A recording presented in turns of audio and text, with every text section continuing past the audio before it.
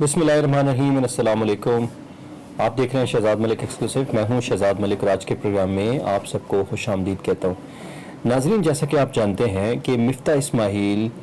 शहबाज शरीफ की काबीना के इंतहाई अहम रुकन हैं और जो ही गवर्नमेंट शहबाज शरीफ ने ली और बल्कि कोलिशन गवर्नमेंट आई तो मिफ्ता इस्माइल साहब को इंतहाई अहम जिम्मेदारी यानी कि वज़ीर ख़जाना का कलमदान सौंपा गया। और फिर उसके बाद जिस तरीके से उन्होंने मुल्की इकॉनमी के साथ और ख़जाने के साथ जो कुछ किया वो न सिर्फ 11 जमातों को बल्कि पूरी की पूरी नून लीग को डुबो के ले गया। जिस तरीके से सैलाब ने पाकिस्तान के अंदर इंतहाई तबाहकारियाँ की, उससे ज़्यादा मिफ्ता इस्माइल ने, जो उनके नाक़दीन हैं और बल्कि जो मुस्लिम लीग नून के लोग हैं, वो ये कहते हैं कि उससे ज़्यादा उन्होंने मुल्की ख़जाने को तबाह किया, मुस्लिम लीग नून की रही सही कसर निकाल दी और पॉपुलैरिटी लेवल इस कदर नीचे आ गया कि शहबाज शरीफ और बाकी लोग ये सोचने पे मजबूर हैं कि अगर नवाज शरीफ वापस इस्लामाबाद ना आए या पाकिस्तान ना आए और उन्होंने मुस्लिम लीग नून की बागडोर ख़ुद ना संभाली तो आने वाले इलेक्शंस में मुस्लिम लीग नून शायद 30 से 40 सीटें भी नेशनल असम्बली की ना ले सके। और उसकी एक वजह यह भी है कि शहबाज शरीफ और मिफ्ता इस्माइल जानबूझ के इसहाक डार का रास्ता रुके हुए हैं, क्योंकि अगर इसहाक डार आ गए तो शहबाज शरीफ और उनकी जो टीम है, उनके जो साथी हैं, उनका पत्ता कट जाएगा और इसहाक डार अपनी मर्ज़ी के फ़ैसले करेंगे और सबसे अहम वो शहबाज शरीफ के फ़ैसलों को सुपरसीड करेंगे और वो डायरेक्ट इंस्ट्रक्शंस लेंगे नवाज शरीफ से और मरीम नवाज से, जो कि शहबाज शरीफ को किसी सूरत भी एज प्राइम मिनिस्टर काबिल कबूल नहीं होंगी। इसके अलावा जो इसहाक डार हैं वो मिलिट्री इस्टेब्लिशमेंट के साथ कोई अच्छे खुशगवार ताल्लुकात नहीं रखते, जबकि मिलिट्री इस्टेब्लिशमेंट भी ये चाहती है कि इसहाक डार का रास्ता रुका रखा जाए और मिफ्ता इस्माइल को कंटिन्यू करवाया जाए, क्योंकि हमेशा कमज़ोर आदमी जो है वो मानसून के आगे चलता है और उसकी पोजीशन अगर कमज़ोरी का फ़ायदा उठाते हुए इदारे भी आगे उसको साथ चलना चाहते हैं, क्योंकि वो बात जल्दी मान जाते हैं और अपनी मर्ज़ी के फ़ैसले भी इस्टेब्लिशमेंट और बाकी लोग भी करवा लेते हैं।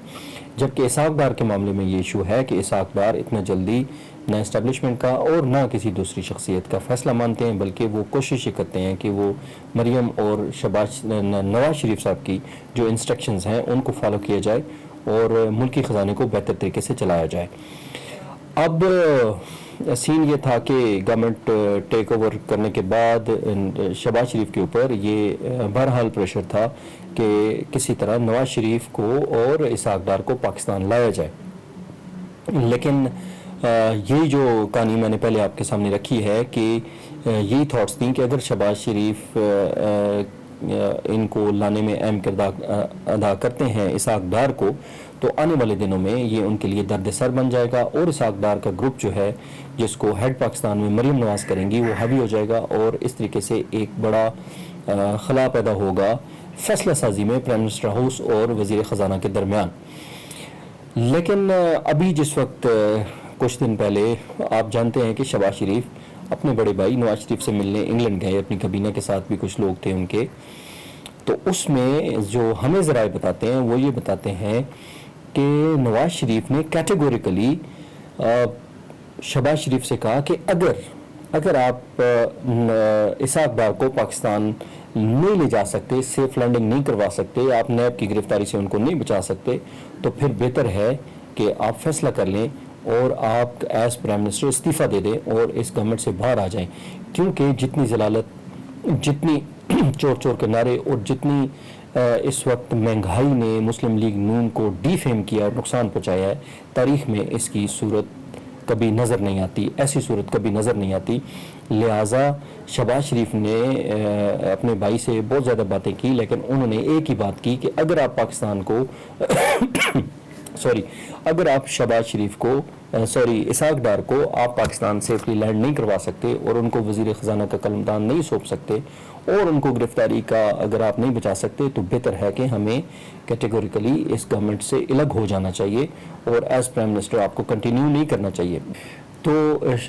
जनाब नवाज शरीफ ने शहबाज शरीफ को दो टोक अल्फाज में ये बात की कि ये सारा मामला है, हम बदनाम हो गए हैं, मुल्क में جو مسلم لیگ نون کی حالت ہے وہ بالکل قابل رحم ہے. آگے الیکشن میں جانا ہے, 6 مہینے باقی ہیں, اس میں اگر ہم ڈیلیور نہیں کر پائیں گے تو ہم قصہ پارینہ بن جائیں گے. اس کے بعد جو ذرائع ہمیں یہ بتاتے ہیں وہ یہ بتاتے ہیں کہ پھر شہباز شریف نے چیئرمین نیب کو فون کیا اور ان کو کہا کہ کسی بھی طریقے سے جو ان کے اسحاق ڈار صاحب کے وارنٹس ہیں, دائمی وارنٹس ہیں, وہ کسی طریقے سے کینسل کیا جائے. اس کے بعد قاضی مصباح صاحب جو ہیں وہ اسحاق ڈار کے جو لیگل کونسل ہے انہوں نے ایک پیٹیشن دائر کر دی, اور اس میں جج جو ہیں احتساب عدالت کے, انہوں نے 7 اکتوبر تک ان کے وارنٹ کو کینسل کر دیا اور ان کو کہا کہ آپ 7 اکتوبر تک پاکستان آئیں اور عدالت کے سامنے سرنڈر کریں. جبکہ حیرت کی بات یہ ہے کہ یہی نیب جس نے اتنا بڑا کیس بنایا تھا ایسٹ بیونڈ مینز کا اور ان کے دائمی وارنٹس لے رکھے تھے, وہ ان کو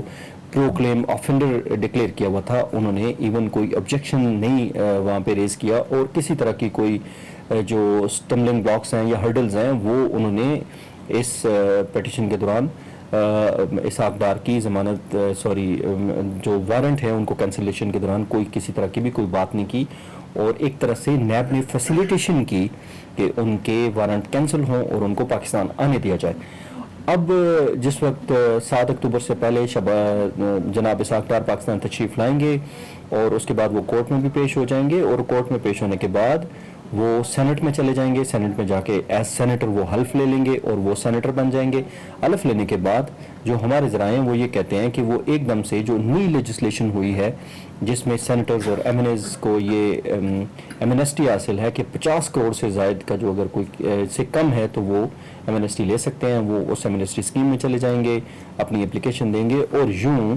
یہی نیب جس نے کروڑوں روپے کے ان کے اوپر ایسٹ بیونڈ مینز کے کیس بنائے تھے ان کو کلین چٹ دے کے ان کا کیس ختم کر دے گا, اور یوں ایک دفعہ پھر اسحاق ڈار پاکستان کی جو خزانہ ہے اس کو چلانے میں اہم کردار ادا کریں گے, اور اس کا قلمدان شہباز شریف خود جو ان کے بہت بڑے بیہونڈ دا سین ناقد ہیں ان کے حوالے اسحاق ڈار کے حوالے وزارت خزانہ کا قلمدان ان کے حوالے کر دیں گے. یہ تھی آج کی سٹوری, اور میں آپ کو یہ بھی بتاتا چلوں کہ جو ڈالر کا ریٹ کا ایشو ہے اس وقت, ظاہر ہے اس میں مفتاح کا کوئی قصور نہیں ہے, یا آپ نے آئی ایم ایف کے کہنے پہ ڈالر کو آپ نے انٹر بینک کے حوالے کیا ہوا ہے. اس کا فیصلہ پہلے حکومت پاکستان کرتی تھی, اسٹیٹ بینک کرتا تھا, لیکن آپ نے اسٹیٹ بینک کو آزاد کر دیا, اور آئی ایم ایف سے ظاہر ہے آپ نے لون پاس کرانا ہوتا ہے, ظاہر ہے ان کی ڈائریکشن کو آپ نے فالو کرنا ہوتا ہے, تو اس کا بینک کا فیصلہ جو ہے وہ ایک مافیا کرتا ہے بیٹھ کے, لہٰذا یہ کسی طرح بھی حکومت کے کنٹرول میں نہیں ہے. تو اس کا قصور کم از کم مفتاح کا نہیں ہے, اس کا قصور آئی ایم ایف کا ہے, اس کا قصور جو ہے اس کا جو معاملہ ہے وہ جاتا ہے پرائم منسٹر کے سر اور وزارت خزانہ کے سر. آج یہ فیصلہ کریں گے جس طریقے سے انٹر بینک جو کر رہا ہے اس کو ختم کیا جائے اور اسٹیٹ بینک اور وزارت خزانہ ڈالر کا ریٹ جاری کرے, تو پھر ڈالر کو کنٹرول کیا جا سکتا ہے. امید کی جا سکتی ہے کہ پہلے کی طرح اسحاق ڈار آ کے ڈالر کو ایک دفعہ پھر 200 یا 180 یا 190 پہ لے آئیں گے اور کچھ نہ کچھ معاملات ٹھیک ہو جائیں گے. ہم امید کرتے ہیں کہ آنے والے دنوں میں پاکستان کے لیے اچھی خبریں آئیں گی. تب تک کے لیے مجھے اجازت دیجیے. اللہ حافظ. ناصر.